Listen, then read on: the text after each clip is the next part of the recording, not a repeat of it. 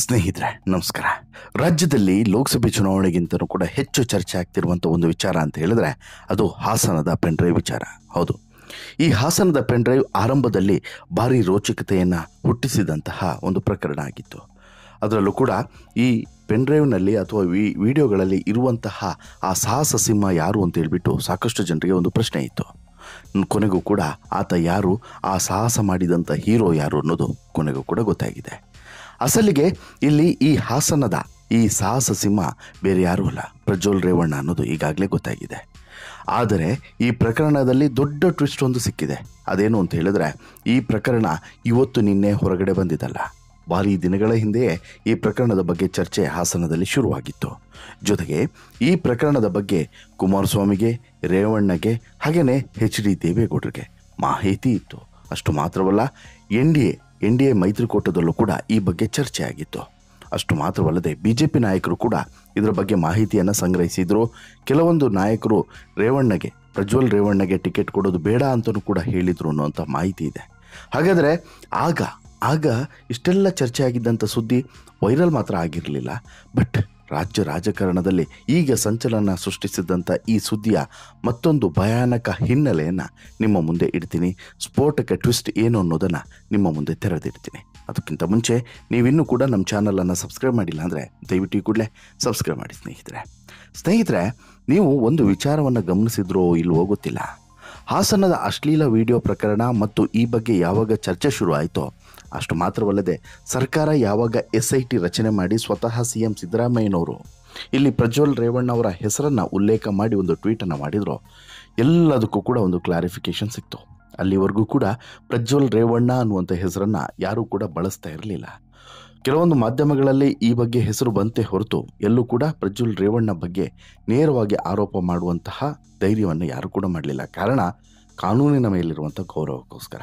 ಜೊತೆಗೆ ಇದು ನಾಳೆ ಕಾನೂನಿನಲ್ಲಿ ಯಾವ ರೀತಿ ಬೇಕಾದರೂ ಉಲ್ಟಾ ಹೊಡಿಬೋದು ಅನ್ನೋಂಥ ಕಾರಣಕ್ಕೆ ಯಾವಾಗ CM ಸಿದ್ದರಾಮಯ್ಯನವರು ಈ ಪ್ರಕರಣದಲ್ಲಿ ಗಂಭೀರವಾಗಿ ತೆಗೆದುಕೊಂಡು ಒಂದು SIT ರಚನೆ ಮಾಡುವಂಥ ಉದ್ದೇಶವನ್ನು ಹೊರಗಡೆ ಹಾಕಿದ್ರು ಮೊನ್ನೆ. ಅದಾದ ನಂತರ SIT ರಚನೆಯೂ ಕೂಡ ಆಯಿತು. ಈಗಾಗಲೇ SIT ತನಿಖೆಯನ್ನು ಕೂಡ ಶುರು ಮಾಡಿದೆ, ಅದು ಬೇರೆ ಭಾಗ. ಬಟ್ ಆ ಸಂದರ್ಭದಲ್ಲಿ ಇಡೀ ರಾಜಕಾರಣವೇ ಒಂದು ಸಲ ಶೇಕ್ ಆಗಿ ಹೋಗಿತ್ತು. ಬಹುಶಃ ರಾಜ್ಯ ರಾಜಕೀಯದಲ್ಲಿ ಇಂಥದ್ದೊಂದು ಘಟನೆ ಮತ್ತು ದೇಶದ ಅತಿ ಕರಾಳ ಇತಿಹಾಸ ಇದು ಅಂತಲೂ ಕೂಡ ಸಾಕಷ್ಟು ಜನ ಉಲ್ಲೇಖ ಮಾಡಿದರು. ಈ ಕಾರಣಕ್ಕೋಸ್ಕರ HD ಕುಮಾರಸ್ವಾಮಿ ಇವತ್ತು ನಿಗಿ ಕೆಂಡದಂತಾಗಿದ್ದಾರೆ. HD ಕುಮಾರಸ್ವಾಮಿಗೆ ಅಸಲಿಗೆ ರೇವಣ್ಣ ಮತ್ತು ರೇವಣ್ಣನವರು ಮಕ್ಕಳು ಮಾಡಿದ್ದು ಇವತ್ತು ಅರಗಿಸಿಕೊಳ್ಳೋಕ್ಕೆ ಸಾಧ್ಯವಾಗ್ತಿಲ್ಲ. ಯಾಕಂತ ಹೇಳಿದ್ರೆ ಅಂಥ ಕೆಲಸ ಇದು ಅಂತ ಹೇಳ್ಬಿಟ್ಟು HD ಕುಮಾರಸ್ವಾಮಿಗೂ ಕೂಡ ಗೊತ್ತಿದೆ. ಈ ಬಗ್ಗೆ ಈಗಾಗಲೇ ಪ್ರತಿಕ್ರಿಯೆಯನ್ನು ಕೊಟ್ಟಿರುವಂತಹ ಮತ್ತು ಅತ್ಯಂತ ಖಾರವಾಗಿ ಪ್ರತಿಕ್ರಿಯೆಯನ್ನು ಕೊಟ್ಟಿರುವಂಥ HD ಕುಮಾರಸ್ವಾಮಿ, ನಾನಾಗಲಿ ದೇವೇಗೌಡರಾಗಲಿ ಎಂದೂ ಸಹ ಹೆಣ್ಣು ಮಕ್ಕಳ ವಿಚಾರದಲ್ಲಿ ಅತ್ಯಂತ ಗೌರವಯುತವಾಗಿ ನಡೆದುಕೊಂಡಿದ್ದೇವೆ ಅಂತೇಳಿ ಹೇಳಿದ್ದಾರೆ. ದೇವೇಗೌಡರಾಗಲಿ ಅಂತೇಳಿ ಹೇಳೋದು ಓಕೆ, ಬಟ್ ನಾನಾಗಲಿ ಅಂತೇಳಿ ಹೇಳಿರೋದು ಒಂದು ಸ್ವಲ್ಪ ಹಾಸ್ಯಾಸ್ಪದ ಅಂತೇಳಿ ಅನಿಸ್ತಾ ಇದೆ. ಯಾಕಂತ ಹೇಳಿದರೆ ರಾಜಕೀಯದ ಹಿನ್ನೆಲೆ ಗೊತ್ತಿರೋರಿಗೆ. ಹೌದು, ಯಾರಾದರೂ ಕಷ್ಟ ಹೇಳಿಕೊಂಡು ಬಂದರೆ ಅವರ ಕಷ್ಟ ಪರಿಹರಿಸಿ ಕಳಿಸಿದ್ದೇವೆ ಅಂತಲೂ ಕೂಡ ಕುಮಾರಸ್ವಾಮಿ ಹೇಳಿದ್ದಾರೆ. ಕುಮಾರಸ್ವಾಮಿ ಯಾವ ರೀತಿ ಕಷ್ಟವನ್ನು ಪರಿಹರಿಸಿದ್ದಾರೋ ಗೊತ್ತಿಲ್ಲ. ನಾವಂತೂ ಮಹಿಳೆಯರಿಗೆ ಅತ್ಯಂತ ಹೆಚ್ಚಿನ ಗೌರವವನ್ನು ನೀಡಿದ್ದೇವೆ ಅಂತಲೂ ಕೂಡ ಇಲ್ಲಿ ಕುಮಾರಸ್ವಾಮಿ ಹೇಳಿದ್ದಾರೆ. ಇನ್ನು ಚುನಾವಣೆ ಸಂದರ್ಭದಲ್ಲಿ ಹಾಸನದ ಮೈತ್ರಿ ಅಭ್ಯರ್ಥಿ ಪ್ರಜ್ವಲ್ ರೇವಣ್ಣ ಅವರದು ಎನ್ನಲಾದಂತಹ ವಿಡಿಯೋಗಳು ವೈರಲ್ ಆಗ್ತಿದೆ. ಈಗಾಗಲೇ ಇದ್ರ ಬಗ್ಗೆ ತನಿಖೆ ನಡೀತಿದೆ. ಈ ಬಗ್ಗೆ SIT ತನಿಖೆಗೆ ಈಗಾಗಲೇ ಸರ್ಕಾರ ಆದೇಶ ಹೊರಡಿಸಿದೆ. SIT ತನಿಖೆಯಿಂದ ವಾಸ್ತವಾಂಶ ಹೊರಗಡೆ ಬರಲಿ. ಈ ನೆಲದ ಕಾನೂನಿನಲ್ಲಿ ಯಾರೇ ತಪ್ಪು ಮಾಡಿದರೂ ಉಪ್ಪು ತಿಂದವರು ನೀರು ಕುಡಿಲೇಬೇಕು. ನಾವಂತೂ ಯಾವುದಕ್ಕೂ ಕೂಡ ತಪ್ಪು ಮಾಡಿದ ವಿಚಾರದಲ್ಲಿ ಯಾರಿಗೂ ಕೂಡ ಕ್ಷಮಿಸುವಂಥ ಪ್ರಶ್ನೆ ಇಲ್ಲ. ತನಿಖೆಯ ವರದಿ ಸಂಪೂರ್ಣ ಹೊರಗೆ ಬರಲಿ ಅಂಥೇಳಿ ನಂತರ ಮಾತಾಡ್ತೀನಿ ಅಂಥೇಳಿ ಕುಮಾರಸ್ವಾಮಿ ಹೇಳಿ ಹೋಗ್ತಾರೆ. ಈ ಮೂಲಕ ಇಲ್ಲಿ ಕುಮಾರಸ್ವಾಮಿ ಈ ಪ್ರಕರಣದಲ್ಲಿ ಅತ್ಯಂತ ಸೀರಿಯಸ್ ಆಗಿದ್ದಾರೆ ಮತ್ತು ಸಿಕ್ಕಾಪಟ್ಟೆ ಡಿಸ್ಟರ್ಬ್ ಆಗಿದ್ದಾರೆ ಅನ್ನೋದು ಕೂಡ ಅವರ ಮುಖಚಹರೆಯಲ್ಲಿ ಗೊತ್ತಾಗ್ತಾ ಇತ್ತು. ಅಷ್ಟು ಮಾತ್ರವಲ್ಲ, ಇಲ್ಲಿ GT ದೇವೇಗೌಡ ಕೂಡ ಪ್ರೆಸ್ ಮೀಟ್ ಮಾಡಿ ಸಾಕಷ್ಟು ಪ್ರಶ್ನೆಗಳಿಗೆ ಉತ್ತರವನ್ನು ಕೊಟ್ಟರು. ಜೊತೆಗೆ HD ದೇವೇಗೌಡರು ಕೂಡ ಇದೇ ಮಾತನ್ನು ಹೇಳಿದ್ದಾರೆ. ತಪ್ಪು ಮಾಡಿದರೆ ಶಿಕ್ಷೆ ಆಗಲಿ, ಯಾರನ್ನು ಕೂಡ ರಕ್ಷಿಸುವಂಥ ಕೆಲಸ ಮಾಡೋದಿಲ್ಲ ಅಂತಲೂ ಕೂಡ ಹೇಳಿದ್ದಾರೆ. ಆದರೆ ಈ ಪ್ರಕರಣದಲ್ಲಿ ಆರೋಪಿಯೂ ಕೂಡ ಆಗಿರುವಂಥ ರೇವಣ್ಣ ಏನೂ ಕೂಡ ಇಲ್ಲಿ ರಿಯಾಕ್ಷನನ್ನು ಕೊಟ್ಟಿಲ್ಲ. ಜೊತೆಗೆ ಪ್ರಜ್ವಲ್ ರೇವಣ್ಣ ಎಸ್ಕೇಪ್ ಆಗಿದ್ದಾರೆ. ಆದರೆ ಈ ಪ್ರಕರಣಕ್ಕೆ ದೊಡ್ಡದೊಂದು ಟ್ವಿಸ್ಟು ಅಥವಾ ದೊಡ್ಡದೊಂದು ಸಂಚಲನ ಸಿಗ್ತಾ ಇರುವಂಥದ್ದು ಕರ್ನಾಟಕದಲ್ಲಿ 2024 ಲೋಕಸಭೆ ಚುನಾವಣೆಗಿಂತಲೂ ಕೂಡ ಹೆಚ್ಚು ಚರ್ಚೆ ಆಗ್ತಿರುವಂಥದ್ದು ಈ ಪ್ರಜ್ವಲ್ ರೇವಣ್ಣ ಬಗ್ಗೆ. ಬಿಜೆಪಿ ಮತ್ತು ಜೆಡಿಎಸ್ ವಿರುದ್ಧ ಕಾಂಗ್ರೆಸ್ ನಾಯಕರು ಇದೇ ವಿಚಾರವನ್ನು ಅಸ್ತ್ರ ಮಾಡಿಕೊಂಡು ಮುನ್ನುಗ್ತಾ ಇದ್ದಾರೆ. ಈ ಸಮಯದಲ್ಲಿ ಸ್ಫೋಟಕ ತಿರುವುಗಳು ಕೂಡ ಈ ಪ್ರಕರಣಕ್ಕೆ ಸಿಗ್ತಾ ಇದ್ದಾವೆ. ಪ್ರಜ್ವಲ್ ರೇವಣ್ಣ ಪ್ರಕರಣದ ಕುರಿತು ಒಂದಷ್ಟು ಸ್ಫೋಟಕ ಮಾಹಿತಿಗಳು ಬಹಿರಂಗ ಆಗಿದ್ದಾವೆ. ಪ್ರಜ್ವಲ್ ರೇವಣ್ಣ ಅವರ ಖಾಸಗಿ ವಿಚಾರಕ್ಕೆ ಸಂಬಂಧಿಸಿದಂತೆ ವಿಡಿಯೋ ಪೆನ್ಡ್ರೈವ್ನಲ್ಲಿ ಹಾಕಿರುವಂಥ ಹಾಸನದ ಹಾದಿ ಬೀದಿಗಳಲ್ಲಿ ಚೆಲ್ಲಾಡ್ತಿದ್ದಾರೆ ಅಂತಲೂ ಕೂಡ ಆರೋಪಗಳು ಕೇಳಿ ಬರ್ತಿದ್ದಾವೆ. ಈ ಆರೋಪಗಳ ಬೆನ್ನಲ್ಲೇ ಪ್ರಜ್ವಲ್ ರೇವಣ್ಣ ವಿರುದ್ಧ ಆಕ್ರೋಶ ಕೂಡ ಮೊಳಗ್ತಾ ಇದೆ. ಈ ಸಮಯದಲ್ಲೇ ಕಾಂಗ್ರೆಸ್ ನಾಯಕರು ಈ ವಿಚಾರವನ್ನು ಹಿಡಿದು JDS ನಾಯಕರ ವಿರುದ್ಧ ಈಗಾಗಲೇ ಪ್ರತಿಭಟನೆಯನ್ನು ಶುರು ಮಾಡಿದ್ದಾರೆ. ಜೊತೆಗೆ ಮಹಿಳಾ ನಾಯಕರು ಅದರಲ್ಲೂ ಕೂಡ ಮಹಿಳಾ ನಾಯಕರು ಈ ಪ್ರಜ್ವಲ್ ರೇವಣ್ಣನನ್ನು ಹ್ಯಾಂಗ್ ಮಾಡಿ ಅಂತ ಹೇಳಿಬಿಟ್ಟು ಪ್ರತಿಭಟನೆಯನ್ನು ಮಾಡ್ತಿದ್ದಾರೆ. ಅಂತಹ ಪರಮ ನೀಚ ಈತ ಅಂತಲೂ ಕೂಡ ಆಕ್ರೋಶವನ್ನು ಹೊರಗಡೆ ಹಾಕ್ತಿದ್ದಾರೆ. ಈ ಎಲ್ಲ ಆರೋಪಗಳು ಹೊರಗಡೆ ಬರ್ತಿರುವಂಥ ಬೆನ್ನಲ್ಲೇ ಪ್ರಜ್ವಲ್ ರೇವಣ್ಣ ವಿರುದ್ಧ ಆಕ್ರೋಶ ಕೂಡ ಮೊಳಗುತ್ತಿದೆ. ಈ ಸಮಯದಲ್ಲಿ ಕಾಂಗ್ರೆಸ್ ನಾಯಕರು ಈ ವಿಚಾರವನ್ನು ಹಿಡಿದು JDS ನಾಯಕರ ವಿರುದ್ಧ ತೀವ್ರವಾದಂಥ ವಾಗ್ದಾಳಿಯನ್ನು ನಡೆಸ್ತಿದ್ದಾರೆ. ಮತ್ತೊಂದು ಕಡೆ ಸಂತ್ರಸ್ತ ಮಹಿಳೆಯರು ಈ ಕುರಿತು ದೂರನ್ನು ನೀಡಿ ಕಾನೂನು ಹೋರಾಟಕ್ಕೂ ಕೂಡ ಮುಂದಾಗಿದ್ದಾರೆ. ಅಲ್ಲದೆ ಇನ್ನಷ್ಟು ಜನ ದೂರು ನೀಡಲಿಕ್ಕೆ ಮುಂದೆ ಬರ್ತಾ ಇದ್ದಾರೆ ಅನ್ನೋದು ಕೂಡ ಈಗ ಗೊತ್ತಾಗ್ತಿದೆ. ಈ ನಡುವೆ ಒಂದು ಸ್ಫೋಟಕ ತಿರುವು ಕೂಡ ಈ ಪ್ರಕರಣಕ್ಕೆ ಸಿಕ್ಕಿದೆ.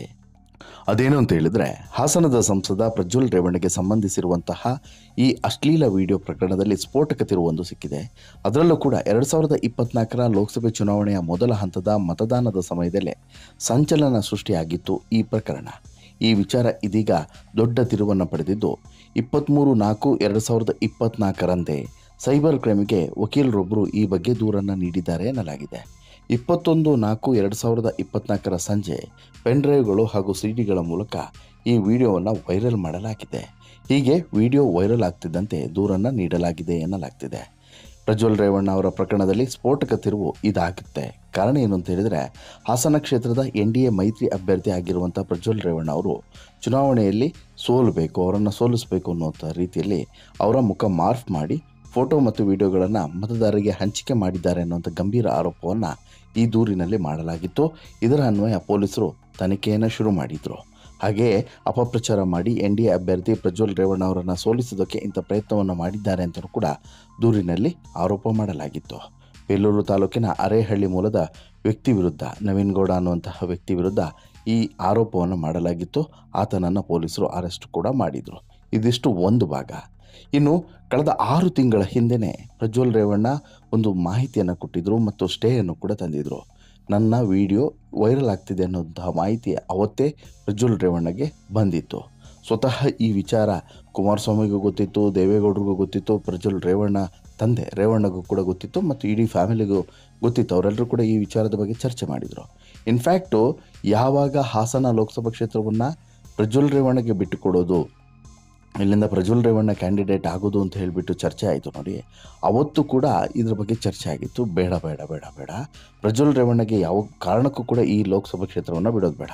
ಪ್ರಜ್ವಲ್ ರೇವಣ್ಣ ಅವರ ಕೆರಿಯರ್ನಲ್ಲಿ ಇಂಥದ್ದೊಂದು ಆರೋಪ ಇದೆ, ಇದು ಇವತ್ತಲ್ಲ ನಾಳೆ ಹೊರಗಡೆ ಬಂದೇ ಬರುತ್ತೆ, ದೊಡ್ಡ ಮಟ್ಟದಲ್ಲಿ ಬೆಳವಣಿಗೆ ಆಗುತ್ತೆ, NDAಗೆ ಮೈತ್ರಿಕೂಟಕ್ಕೆ ಇದೊಂದು ದೊಡ್ಡ ಕಪ್ಪು ಚುಕ್ಕೆ ಆಗುತ್ತೆ.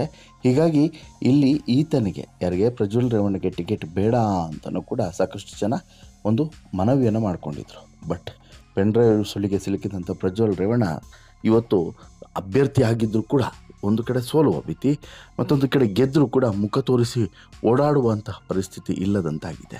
ಹೀಗಾಗಿ ಇಲ್ಲಿ ಒಂದು ವೇಳೆ ಅವತ್ತು NDA ಮೈತ್ರಿಕೂಟ ಎಚ್ಚೆತ್ತುಕೊಂಡಿದ್ದರೆ ಬಹುಶಃ ಇವತ್ತು ಸ್ವಲ್ಪನಾದರೂ ಮಾನ ಮರ್ಯಾದೆ ಉಳಿತಾ ಇತ್ತು.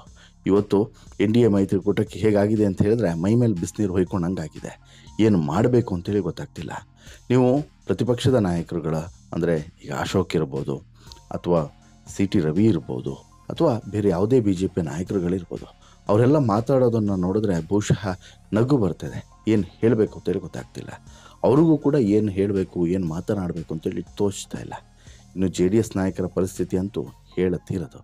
ಇಂತಹ ಹೀನಾಯ ಸ್ಥಿತಿ ಯಾರಿಗೂ ಕೂಡ ಬರೋದಿಲ್ಲ, ಬರಬಾರ್ದು ಅಂತಲೂ ಕೂಡ ಇವರೆಲ್ಲರೂ ಕೂಡ ಭಾವಿಸ್ತಿದ್ದಾರೆ ಅನಿಸುತ್ತೆ. ಬಹುಶಃ ಈ ಪ್ರಕರಣ ಇಲ್ಲಿಗೆ ನಿಲ್ಲುವಂಥ ಯಾವ ಲಕ್ಷಣವೂ ಕೂಡ ಕಾಣಿಸ್ತಿಲ್ಲ. ಇದು ಭಾರೀ ಬೆಳವಣಿಗೆಯನ್ನು ಪಡೆದು ರಾಜ್ಯ ರಾಜಕೀಯದಲ್ಲಿ ಮತ್ತು ರಾಷ್ಟ್ರಮಟ್ಟದ ರಾಜಕೀಯದಲ್ಲಿ ಭಾರೀ ಸಂಚಲನಕ್ಕೂ ಕೂಡ ಕಾರಣವಾಗಬಹುದು ಅನ್ನೋದು ಮಾತ್ರ ಸ್ಪಷ್ಟವಾಗಿ ಗೊತ್ತಾಗ್ತಿದೆ. ಒಟ್ಟಾರೆ ಈ ಪ್ರಕರಣದಲ್ಲಿ ಉಪ್ಪು ತಿಂದವರು ನೀರು ಕುಡಿಲೇಬೇಕು. ಕುಮಾರಸ್ವಾಮಿ ಹೇಳ್ದಂಗೆ ಆ ನೀರು ಕುಡಿಯುವಂಥ ಕಾರ್ಯವನ್ನು SIT ಟೀಮ್ ಮತ್ತು ನಮ್ಮ ಕಾನೂನು ಸ್ಪಷ್ಟವಾಗಿ ಮಾಡುತ್ತೆ ಅನ್ನೋದರಲ್ಲಿ ಡೌಟೇ ಬೇಡ. ನಿಮಗೇನು ಅನಿಸುತ್ತೆ ಸ್ನೇಹಿತರೆ, ಈ ಇಡೀ ಪ್ರಕರಣದ ಬಗ್ಗೆ ನಿಮ್ಮ ಅಭಿಪ್ರಾಯ ಏನು? ದಯವಿಟ್ಟು ಕಮೆಂಟ್ ಮಾಡಿ ತಿಳಿಸಿ. ಜೊತೆಗೆ NDA ಇಲ್ಲೊಂದು ಸ್ವಲ್ಪ ಅಲರ್ಟ್ ಆಗಿದ್ದರೆ ಬಹುಶಃ ಹಾಸನದ ವಿಚಾರದಲ್ಲಿ ಇಷ್ಟು ಮಾನ ಹೋಗ್ತಿರಲಿಲ್ಲ ಅಂತ ಹೇಳಿ ನಿಮ್ಗೆ ಅನಿಸುತ್ತೆ. ದಯವಿಟ್ಟು ಕಮೆಂಟ್ ಮಾಡಿ ತಿಳಿಸಿ. ಜೊತೆಗೆ ಈ ಸ್ಟೋರಿ ಇಷ್ಟ ಆಯಿತು ಅಂತ ಹೇಳಿದ್ರೆ ಲೈಕ್ ಮಾಡಿ, ಶೇರ್ ಮಾಡಿ, ಚಾನಲ್ಗೆ ಸಬ್ಸ್ಕ್ರೈಬ್ ಆಗೋದನ್ನು ಮರಿಬೇಡಿ. ಧನ್ಯವಾದ.